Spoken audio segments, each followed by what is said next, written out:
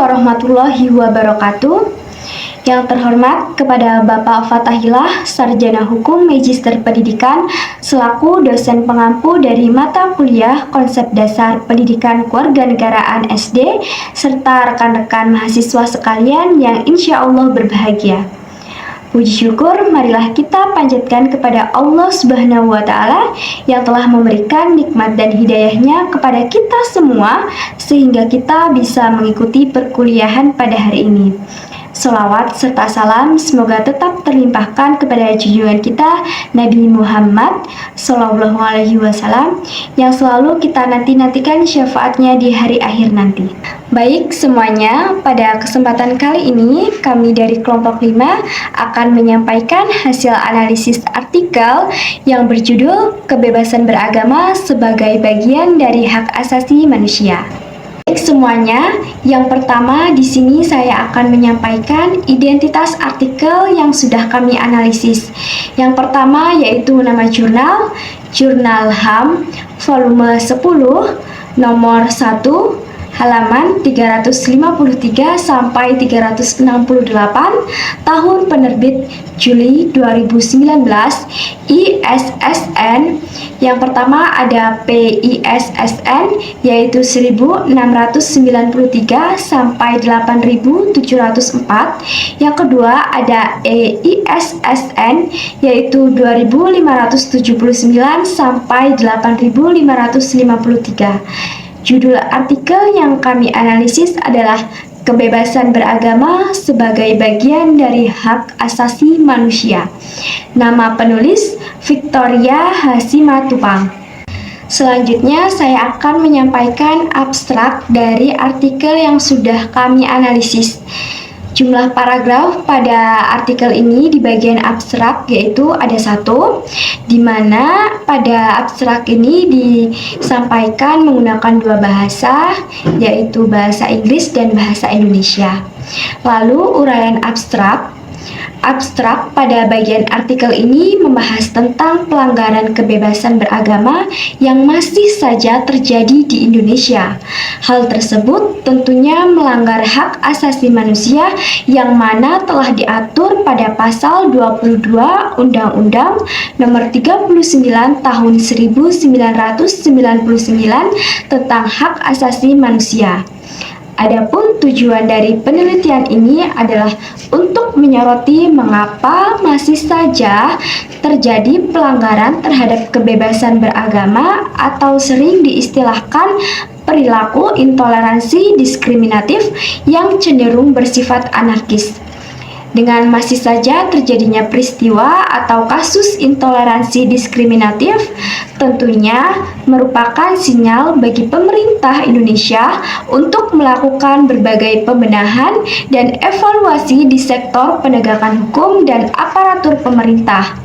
Berikut pembinaan terhadap masyarakat secara menyeluruh, baik melalui sistem pendidikan sekolah maupun sosialisasi tentang kebebasan beragama yang merupakan bagian dari hak asasi manusia.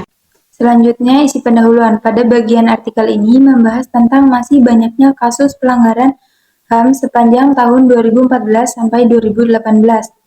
Mereka mencatatnya sedikitnya ada sekitar 488 peristiwa pelanggaran kebebasan beribadah dan berkeyakinan yang dinilai tidak sesuai dengan pemenuhan hak asasi manusia.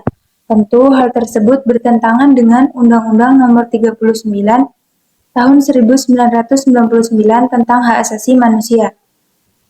Contohnya peristiwa kebebasan beragama yang terganggu atau intoleransi lainnya juga terjadi di Medan. Ibadah Minggu di Gereja Bethel Indonesia GBI, Jemaat Philadelphia di Jalan Permai 4, Blok 8 Geria, Martubung nomor 31, Kelurahan Besar, Kecamatan Medan, Labuhan, Kota Medan, Sumatera Utara yang diwarnai kericuhan. Berdasarkan latar belakang di atas, pentingnya menurut penulis untuk mengangkat tema mengenai kebebasan beragama dalam kaitannya dengan hak asasi manusia di Indonesia. Adapun tujuan penelitian adalah untuk mengetahui apa penyebab terjadinya kasus pelanggaran dalam kebebasan beragama yang berlandaskan HAM, untuk memberikan saran solusi bagi lembaga pemerintah atau stakeholder terkait masalah pelanggaran kebebasan beragama yang terjadi. D. Metode. Pada penelitian ini, penulis menggunakan metode yuridis normatif dengan pendekatan kualitatif, yaitu dengan mengumpulkan dan memanfaatkan informasi terkait dengan permasalahan dalam penelitian ini.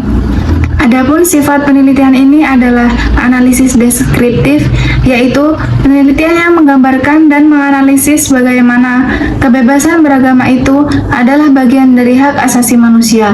Dalam hal ini, di mana peran dan sinergi antar lembaga negara terkait dalam melindungi HAM tersebut. Teknik analisis dalam penelitian ini, penulis menggunakan teori menurut Miles dan Huberman. Terdapat 3 teknik analisis data dalam penelitian kualitatif, yaitu reduksi data, penyajian data, dan penarikan kesimpulan. Reduksi data yaitu suatu bentuk analisis yang menajamkan, menggolongkan, mengarahkan, membuang yang tidak perlu, dan mengorganisasi data sedemikian rupa sehingga kesimpulan akhir dapat diambil. Pembahasan yang pertama, seperti yang kita ketahui, bahwasannya dari masa ke masa kehidupan peradaban manusia mengalami banyak perkembangan. Salah satu hal yang lahir dari proses peradaban manusia itu adalah adanya pengertian dan pemahaman hak asasi manusia atau HAM. Dalam konteks hak asasi manusia, negara adalah subjek hukum utama yang bertanggung jawab melindungi, menegakkan, dan memajukan hak asasi manusia. Contohnya adalah dalam hal hak asasi atas kebebasan beragama dan berkeyakinan. Namun seperti yang kita lihat saat ini, kondisi jaminan hak atas kebebasan beragama atau berkeyakinan di Indonesia kian memprihatinkan. Berbagai laporan dari tahun ke tahun menunjukkan bahwa pelanggaran hak atas kebebasan hak beragama atau keyakinan terus meningkat. Adapun perangkat atau instansi atau lembaga pemerintahan yang memiliki tugas dan fungsi berkaitan dengan hak asasi manusia dan juga penegakan hukum terdiri dari beberapa instansi dan lembaga antara lain, yaitu yang pertama, Komisi Nasional Hak Asasi Manusia atau Komnas HAM. Yang kedua, Pengadilan Hak Asasi Manusia. Pembahasan. Perlu kita ketahui bahwa sikap warga yang tak toleran, intoleransi terhadap perbedaan agama sudah menjadi penyakit. Faktor lain yang menjadi pemicu intoleransi politik adalah tingginya fanatisme keagamaan. Sebagai bangsa yang beradab, kita perlu memperhatikan dan melaksanakan aturan-aturan yang ada di negara kita, di mana kita tinggal dan menetap, termasuk juga tentunya dengan aturan-aturan dalam beragama. Tindakan atau perbuatan yang mengganggu kebebasan beragama seseorang atau sekelompok orang adalah suatu tindakan perbuatan yang merupakan bentuk pelanggaran hak asasi manusia. Namun hal tersebut di atas akan tertolak belakang dengan kondisi nyata di berbagai daerah di Indonesia. Sebagai salah satunya adalah daerah Jawa Barat. Peneliti yang dilakukan oleh Komnas HAM mengatakan bahwa dari 6 daerah di Jawa Barat, Kota Bandung, Kota Bogor, Kota Bekasi, Kabupaten Kuningan, Kabupaten Tasikmalaya, dan Kabupaten Cianjur yang diteliti DSKKB Kebebasan Beragama dan Berkeyakinan. Komnas HAM pada 2017 ini ditemukan bahwa salah satu penyebab utama lahirnya kebijakan yang melanggar hak atas KKB adalah kuatnya tekanan dari kelompok intoleransi yang tidak menghendaki keberadaan kelompok atau identitas keyakinan tertentu untuk hidup bersama. Pembahasan, modus dan pembahasan yang digunakan kelompok-kelompok cukup beragam, antara lain melakukan aksi-aksi demonstrasi, lobi ke pemangku kebijakan, penggalangan opini, publik intimidasi langsung kepada kelompok korban, hingga tindakan-tindakan kekerasan secara langsung. Selain beberapa peraturan dan perundang-undangan di atas, pemerintah dalam kaitannya dengan penegakan dan perlindungan hak asasi manusia juga telah melahirkan satu acuan paduan lainnya, yaitu berupa Peraturan Presiden Nomor 75 Tahun 2015 tentang Rencana Aksi Nasional Hak Asasi Manusia tahun 2015 sampai 2019. Sasaran umum dari Ranham 2015 sampai 2019 adalah meningkatkan penghormatan, perlindungan, pemenuhan, penegakan, dan pemajuan atau 5P. HAM bagi seluruh lapisan masyarakat Indonesia oleh negara terutama pemerintah dengan mempertimbangkan nilai-nilai agama, moral, adat istiadat, budaya, keamanan, ketertiban umum, dan kepentingan bangsa Indonesia berdasarkan Pancasila dan Undang-Undang Dasar Negara Republik Indonesia tahun 1945. Sedangkan tindakan intoleran dan diskriminasi menunjukkan bahwa gambaran tentang persatuan dan kesatuan bangsa adalah menghalangi degradasi. Tentunya, guna membangun kondisi aman dan damai dalam melaksanakan kegiatan beragama, ini tidak lepas dari peran serta masyarakat.